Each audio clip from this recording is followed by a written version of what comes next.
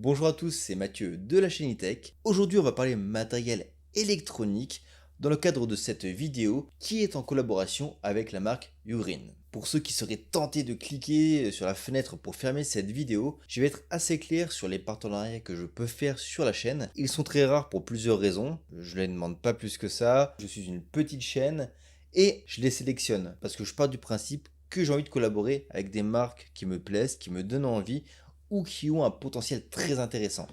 Comment ça s'est passé? C'est très simple. J'ai vu qu'ils me suivaient sur les réseaux sociaux, je me suis dit tiens, comment ça se fait? J'ai pris contact en DM car je savais qu'ils allaient sortir une nouvelle gamme de produits. Et ils m'ont dit ah bah si tu veux faire une vidéo, il n'y a pas de souci, il n'y a pas de contrepartie financière.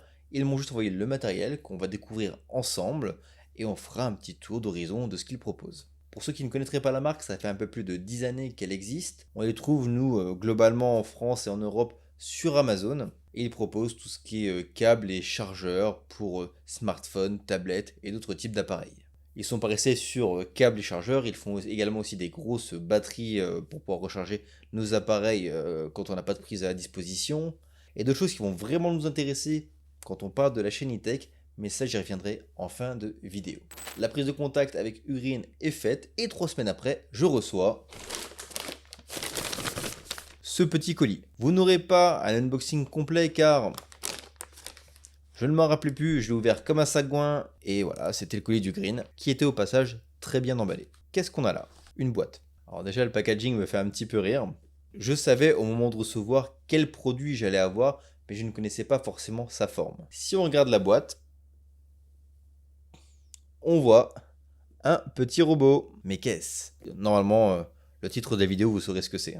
On va donc faire un faux suspense. Hop. Alors c'est très joli. Ugreen propose un petit robot. Il est pas mignon?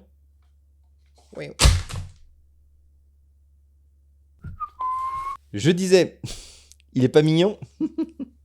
On a donc ici un chargeur 65 watts qui est en capacité de pouvoir recharger en simultané 3 appareils. Pour parler un peu des spécifications techniques, c'est 65 watts au total et au maximum sur un appareil. Si jamais on venait à brancher 2 ou 3 appareils, la puissance de charge serait donc répartie. On a donc 2 ports USB-C et un port USB-A. Sur le port USB-C1, ça sera notre port principal si je puis dire. C'est celui que si vous branchez un seul appareil et qu'il tolère cette puissance, on pourra charger à hauteur de 65 watts. Si vous branchez uniquement sur le port USB-C2, là on arrivera à une charge maximale de 30 watts. Et sur le port USB, on sera à 22,5 watts. Ensuite, vous décidez de charger deux appareils en même temps. Sur le port USB-C1, on descendra à 45 watts. Puis sur le port USB 2 à 20 watts. Et si on fait USB-C 1 et USB-A, là on aura toujours 45 watts sur le USB-C 1 et on sera à 18 watts sur le port USB-A. Enfin, si vous souhaitez brancher 3 équipements en simultané, on sera toujours à 45 watts sur l'USB-C 1 et on aura 7,5 watts sur l'USB-C 2 et sur l'USB-A. Par exemple, moi sur le port USB-C 1, sur mon matériel, j'aurais tendance à mettre mon smartphone qui tolère la charge rapide, sur mon port USB-C 2, ma tablette qui maintenant est assez ancienne, et sur l'USB-A, je pourrais connecter ce qui me sert pour recharger ma montre, par exemple. Là, vous pourriez être en train de vous dire, ouais, mais qu'est-ce qui fait la différence par rapport à mes chargeurs de d'habitude? Il y a plusieurs éléments. Il y a forcément ce petit côté mignon, design du petit robot. Ça fait un élément de déco plus qu'une prise sur laquelle on n'a jamais vraiment eu l'idée ou pensé se dire oh là là, il faut vraiment que ce soit partie intégrante d'un setup, par exemple dans une config PC. On s'est dit, la prise pour charger, c'est du fonctionnel. Et c'est vrai, mais pourquoi ça ne serait que du fonctionnel? Si on peut voir quelque chose d'efficace et de sympa à regarder, bah perso, moi dans un setup, je préfère avoir ça qu'actuellement j'ai une sorte de chargeur que j'ai acheté à Ikea, rectangulaire, gris, tout moche. Ça fait le job, mais c'est moche. Et vous verrez que, en termes de prix, le positionnement est intéressant par rapport à ce qu'il propose en termes de fonctionnalité. En termes de gabarit, si on prend que la tête du robot, on est grosso modo à 4-5 cm, c'est un petit rectangle. Avec l'embout de la prise, on sera plus proche des 7 cm. Ce que je précise, c'est que moi, je présente la version européenne de ce produit. On le sait comment? Comme ça. Car il y a des versions avec des prises compatibles sur d'autres normes. Moi, en tant que résident en France, on m'a envoyé ce modèle, c'est logique. Je ne sais pas si vous êtes séduit par ce petit design de robot. Moi, je trouve ça assez sympathique. Et en plus de ça, là, vous ne le voyez pas forcément car il n'est pas branché. Mais il y a un côté aussi fonctionnel. Je vais vous montrer. Je vais vous y concocter avec amour un petit setup de roumain. On a ici notre magnifique petit robot qui va lire domicile dans cette prise multiprise. Et là, vous avez vu qu'il s'allume. Il fait une petite moue, il a les yeux fermés, c'est normal.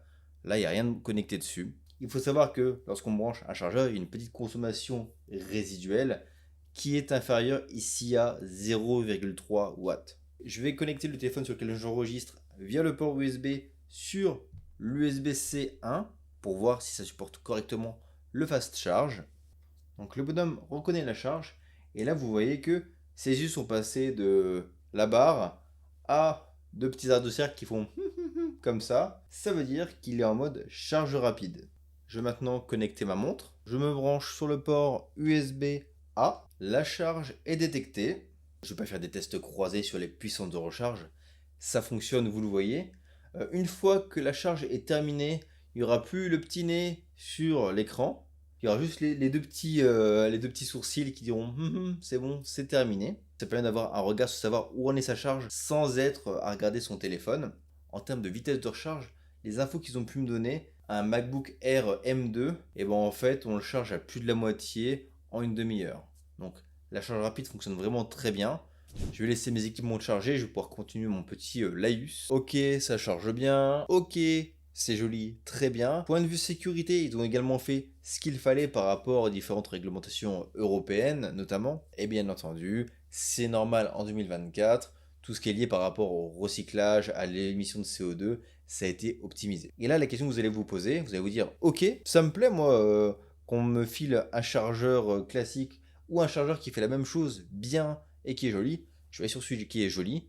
Combien est-ce que ça coûte un chargeur comme ça? Les prix qui m'ont été communiqués sont de l'ordre de 49,99 €, mais à la sortie, donc là, normalement, il devrait être en promotion à 39,99 €. En termes de positionnement, on peut très bien regarder en allant sur Amazon pour voir le prix d'un chargeur qui fait la charge rapide comme ça. Ça vous permettra d'avoir une idée un peu plus globale de est-ce que c'est intéressant de prendre ce chargeur-là par rapport à un autre. Là, on va regarder un peu différentes marques, mais vous voyez que par exemple celui-ci, il semble être sur le même positionnement que celui de Ugreen, avec une charge possible à 65 watts. Mais en termes de prix, on est sur la même gamme que ce que propose Ugreen. C'est un petit tour d'horizon rapide juste pour vous montrer que, en termes de positionnement de prix, vous aurez la même chose que ce qui se fait sur le marché actuellement par rapport au niveau des chargeurs 65 watts avec plusieurs prises de recharge. Mais vous aurez un équipement qui pourra parfaitement s'accorder à votre setup. C'est petit, pas trop encombrant. Moi, collaboration, pas collaboration. Si on me dit qu'il y a deux produits qui font la même chose au même prix, il y en a un qui est moche, un qui est beau, lequel tu prends? Je vais prendre celui qui me plaît le plus, évidemment. C'est à vous de faire votre choix. Au moment où sortira cette vidéo, le chargeur sera normalement tout juste mis en vente. Donc il y a des liens dans la description. Je ne sais pas si ce sera des liens affiliés, pas affiliés, si j'aurai une commission. À la rigueur, ça, on s'en fiche. Ce qui importe, c'est que c'est dispo.